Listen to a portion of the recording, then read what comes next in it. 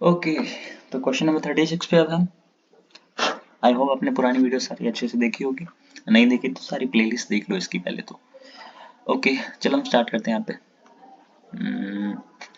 इस बार क्या कह रहे हैं कि एक्स ने 4 बोतल खरीदी है किसकी, लेमन जूस की। ओके, एंड वाई ने क्या खरीदा है, 1 बोतल ऑरेंज जूस को। पहले इतना मैं चीजें लिख लेता हूँ। पहले इतनी चीज मैं यहाँ पे एक्स लिखता हूँ, यहाँ पे वाई। इसने लेमन जूस और इसने ऑरेंज जूस खरीदा है। इसने कितनी बोतल खरीदी है, 4 बोतल। और इसने 4 बोतल वोदका खरीदी है और इसने 1 बोतल ऑरेंज जूस खरीदा। ठीक है, इतना लिख लिया मैंने। अब आगे क्या बोला इसने, अब आगे ये बोल रहा है कि ऑरेंज जूस का जो प्राइस है, cost twice the cost of lemon juice. Orange का जो प्राइस है वो दुगना है। यानी ये लिख देते हैं यहाँ पे क्वांटिटी और यहाँ लिख देता हूँ मैं प्राइस। ऑरेंज का जो प्राइस है वो मान लो दुगना है। अगर इसका प्राइस अगर मान लो कह देते हैं हम कितना, एक्स कहते हैं, तो इसका प्राइस है 2x, है ना, यही तो बात है। आगे जेड ने कुछ नहीं दिया लेकिन 50 रुपए दिया, किस लिए, which they mixed the together and shared the cost equally. If Z 50 rupees covered from a share, then what is the cost of one? मतलब ये कहानी ये कह रहे हैं कि अब आप आपके दो दोस्त थे मान लो, वो चौरसिया के पास जाके जूस पी रहे थे। चौरसिया पान वाला है, वहां पे जाके जूस पी रहे थे। ठीक है, यहाँ पे मिलता है। उन्होंने इतना इतना खरीदा था और जस्ट पीने ही लगे थे तब तक आप वहां पहुंच गए और आपने कहा कि मुझे भी पिलाओ, है ना। अब वो दोस्त मना तो कर नहीं सकते, लेकिन वो क्या बोलते हैं ना कि भाई तू ऐसा कर, हमने पैसे देके बोतल तो ले ली है, अब तू ऐसा कर, तेरे को फ्री में तो नहीं देंगे हम, क्योंकि तूने पहले से हमारे से बहुत उधारी ले रखी है। तो ऐसा कर, तू मुझे 50 रुपए दे और हम तेरे को अपनी ड्रिंक्स इक्वली बांट देंगे। इतना उसने बोला। तो वो क्या करते हो आप 50 रुपए उसको दे देते हो और ड्रिंक सब में बराबर बराबर बट जाती है। तो आपसे पूछा कि बोतल का ऑरेंज का प्राइस बता दो। वैसे देखा जाए तो क्या बेहुदा क्वेश्चन है ना। वैसे बताया कि ड्रिंक्स में मिक्स करिए और पैसा पूछ लिया आपसे। वैसे सॉल्व हो सकता है। अगर देखा जाए तो इसने कितना पैसा खर्च किया होगा, 4x, है ना। 4 अगर प्राइस है, x चीज उसने खरीदी तो 4x, और इसने कितना पैसा खर्च किया होगा, 2x। तो इन दोनों ने मिलके कितना पैसा खर्च किया होगा, 6x, है ना। और उन्होंने क्या बोला है कि उन्होंने बोला था कि भाई तो हमें 50 रुपए दे दे और हम ड्रिंक्स आपस में, आप तू 50 रुपए मुझे दे, और ऐसा होगा ना कि जो हमारा प्राइस है तीनों में इक्वल इक्वल बढ़ जाएंगे। मतलब बेसिकली ड्रिंक इक्वल इक्वल बढ़ जाएगी कह रहे हैं।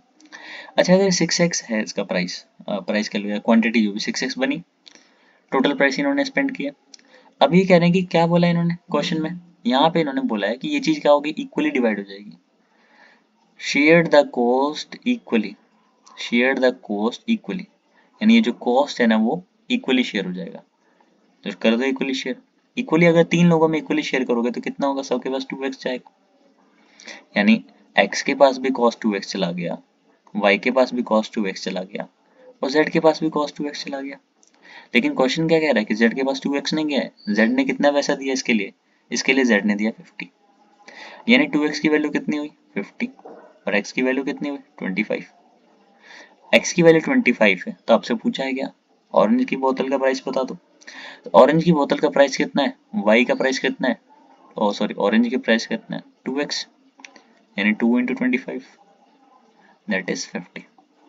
ठीक है, थोड़ा सा टेढ़ा मेढ़ा क्वेश्चन था, बकवास क्वेश्चन, परेशान था। नेक्स्ट आते हैं इस वाले क्वेश्चन पे।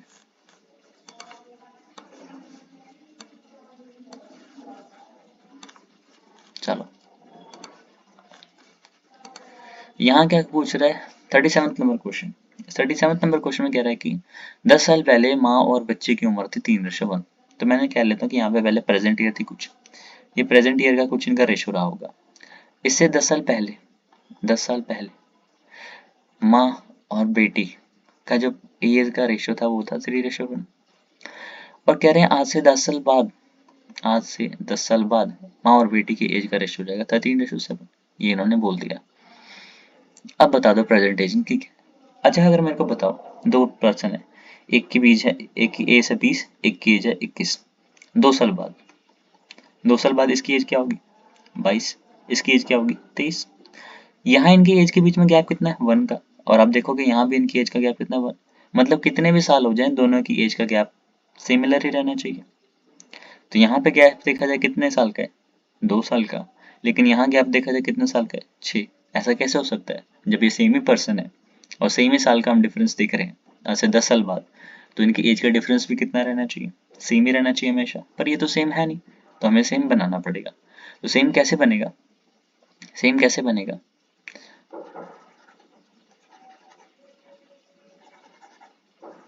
चलो चलो चलो हटो, नहीं हटोगे, ऐसे नहीं हटोगे, रुक जाओ। ठीक है, इसको थोड़ा ऊपर लिख लेता हूँ कि ये मदर है और यहाँ पे डॉक्टर थी।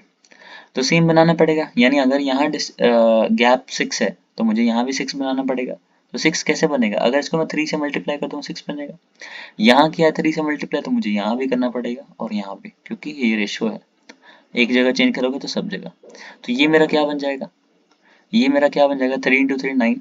मतलब आज से 10 साल पहले मदर की एज 9 थी, तो डॉटर की एज कितनी होगी, 3 इंटू 3, 3 इंटू 1 3। तो अब रेशो हम इन दोनों रेशो से डील करेंगे। ठीक है, ये सही रेशो बनी, क्योंकि अब इनकी आप देखोगे गैप, यहाँ गैप कितना है 6 का और वहां भी गैप 6 का। इन दोनों रेशो के साथ अब हमें डील करना है। ठीक है, तो इन सबको का मतलब है नहीं। ठीक है, इससे का भी कोई मतलब नहीं, इसका भी कोई मतलब नहीं है। चलो अच्छा, अब ध्यान देखो यहाँ पे मदर की एज कितनी है, 9, और यहाँ पे कितनी एज, 13। तो गैप कितना हुआ इस एज में, मैं बीच वाली चीजें इरेज कर देता हूँ ताकि आपको कंफ्यूजन ना हो। ठीक है, ओके। अब ध्यान से देखो आप यहाँ पे कि मदर की एज में और यहाँ मदर की एज में गैप कितना है, कितने का गैप है, तो आप बोलोगे कितने का गैप है, यहाँ से यहाँ पे गैप है जी 4 का, है ना। लेकिन एक्चुअल में कितने का गैप है, 10 साल यहाँ गैप है और 10 साल यहाँ गैप है, यानी टोटल गैप 4 साल नहीं, ये टोटल गैप कितने का है, ये टोटल गैप है 20 साल का। यानी 4 की वैल्यू कितनी दे रखी है, 4 की वैल्यू 20 साल दे रखी है। तो 1 की वैल्यू कितनी हुई, 5 ईयर्स। और अगर 1 की वैल्यू 5 ईयर्स है तो क्या आप बता सकते हो कि 10 साल बाद कितनी एज होगी मदर की, यानी मुझे 13 की वैल्यू चाहिए। तो ये कितनी होगी 13 की वैल्यू, ये 13 की वैल्यू होगी, 13 को मैं 5 से करूंगा मल्टीप्लाई, क्योंकि 1 की वैल्यू 5 है, तो 13 की वैल्यू क्या होगी 65। मतलब आज से, इस प्रेजेंट एज से 10 साल बाद मदर की एज 65 है, तो प्रेजेंट एज कितनी होगी, 10 साल पहले, यानी 55 रही होगी। तो एक ही ऑप्शन जिसमें मुझे मदर की 55 दिख रही है, जो कि बी ऑप्शन। आगे करना ही नहीं, आगे करना ही नहीं, क्योंकि यही है फर्स्ट 55 दिख रहा है मदर की एज। बस खत्म। चलो नेक्स्ट। इन क्लास ऑफ 60 नहीं समझ आया, इसको दोबारा रिपीट करना। नेक्स्ट क्या कह रहे हैं, वेन डायग्राम। ओके चलो वेन डायग्राम पे आते हैं। हम्म, अभी क्लास है हमारे पास 60 बॉयज की। ठीक है, बना लेते हैं पहले इसको।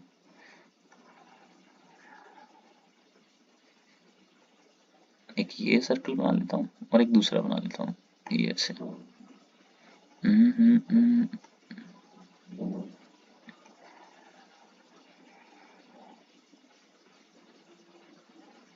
दो सर्कल। एक है मेरा कौन सा, एक मैं ले लेता हूँ मेरा चेस का है, एक मेरा चेस का है और एक मेरा है कैरम का। ठीक है, और कह रहे हैं 60 है, मतलब इन दोनों का टोटल कितना होना चाहिए 60। There are 45 boys who play chess, मतलब इस पिंक वाले सर्कल में 45 है और कैरम में यानी इस व्हाइट वाले सर्कल में 30 है।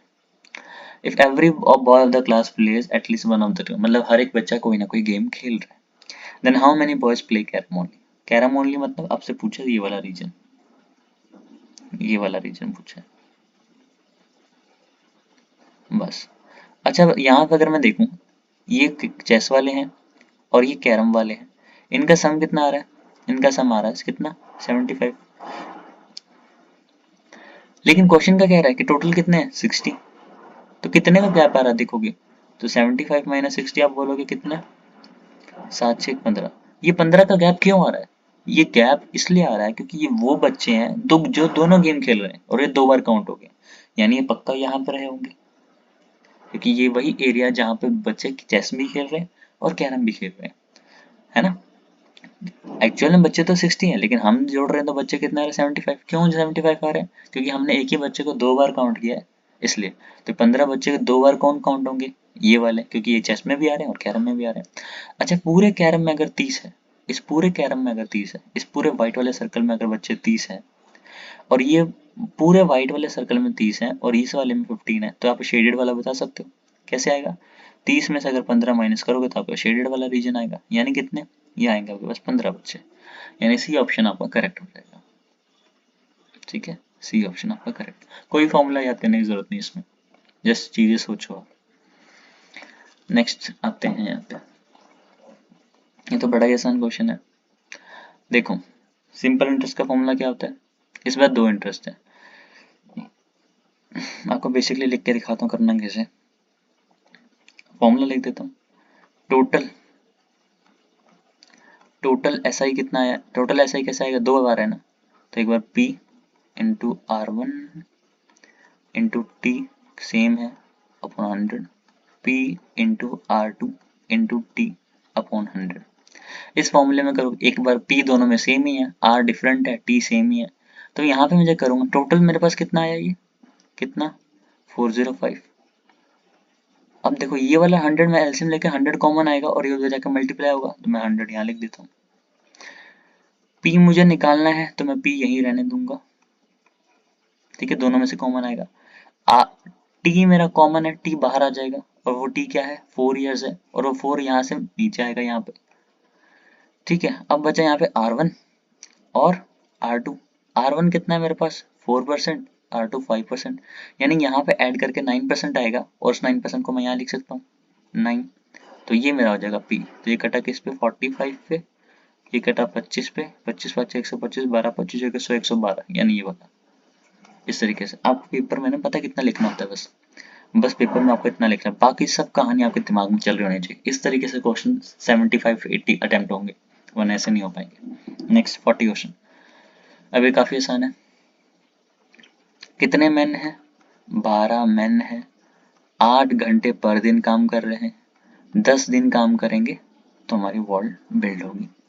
लेकिन हम क्या कह रहे हैं, 8 ही मैन हमारे पास अवेलेबल है, वो कितने आवर्स पर डे काम करें कि वो 8 दिन में अपना काम कर सकें, ये इक्वल होगा। तो कटिंग करो, 8 से 8 गया, m से m, m क्या की एफिशिएंसी बेसिकली, फिर उसके बाद 4 2 सा 8, 4 3 सा 12, x की वैल्यू 30 है। कहाँ पे गड़बड़ी होगी भाई? 12 8 10 एंड 8 x 8, 8 से 8 4 2 चाहती है 12, अच्छा फिर ये 2 से 5 पे भी जाएगा, तो x की वैल्यू 15 आ रही है। ठीक है, x की value 15। Next, A milk vendor bought 28 liters of milk at the rate of, ठीक है ठीक है ठीक है, मिक्सचर। देखो पहले उसके पास था क्या, नॉर्मल मिल्क, मिल्क, और एक है उसके पास वाटर। मिल्क का प्राइस कितना है 8.50 पर लीटर। वजह वाटर का भी प्राइस होता है क्या? वो तो अपने घर से पानी डाल सकता है, तो उसका प्राइस कितना हुआ ₹0 पर लीटर। अब कह रहे हैं इन दोनों को उसने मिक्स किया, और मिक्स करने के बाद उस पूरे मिक्सचर को उसने किस में बेचा, 8.50 पर लीटर में। ये कहानी उसने कही है, और उसको प्रॉफिट हो रहा है कितने का 12.5%, यानी इसका मतलब क्या होता है 1/8 प्रॉफिट हो रहा है। यानी अगर CP 8 है तो मेरा SP क्या होगा 9, यानी मतलब मेरा रेशियो निकालो CP बाय SP का, तो CP अपॉन SP का रेशियो क्या आएगा मेरे पास 8/9, है ना। आपको बेसिक पता होना चाहिए ये वीडियो देखने के लिए, है ना। इसका इसका फ्रैक्शन क्या होता है 1/8, प्रॉफिट हो रहा है, यानी अगर CP है इसमें 1 का प्रॉफिट हो रहा है, तो मेरा SP क्या आएगा 9, तो वो मैंने लिखा है। अच्छा CP क्या होगा मेरा, CP क्या होगा 28 लीटर मैंने खरीदा है, उसको मैं मल्टीप्लाई करूंगा उसके प्राइस के साथ, तब मेरा कॉस्ट प्राइस आएगा। मतलब मैंने अगर 28 लीटर खरीदा है इतने पैसे दे के, तो मेरे पास क्या आएगा मेरा टोटल CP आएगा। लेकिन उसने क्या किया है, ये 28 नहीं बेचा है, उसने पानी मिला कर बेचा है, यानी इस 28 के साथ ना कुछ एक्स पानी मिलाया है, और प्राइस वही बेचा उसने। तो ये मेरा हुआ क्या SP, ये SP हुआ मेरा, ये CP हुआ, और इनका रेशियो 9/8 गिवन है। क्योंकि प्रॉफिट गिवन था। तो यहाँ पे देखो कि ये चीज इससे कैंसिल है ना। और क्या कर सकता हूँ मैं, और कर सकता हूँ मैं, देखो बताता हूँ। तो यहाँ पे मेरे को आपको एक शॉर्टकट भी बताना है इसका, जस्ट एक चीज लिखोगे आंसर आ जाएगा उसका। इतना आया मेरे पास, अब इसको मैं इधर ही लिखता हूँ, इधर सॉल्व करूँगा, ध्यान से देखना।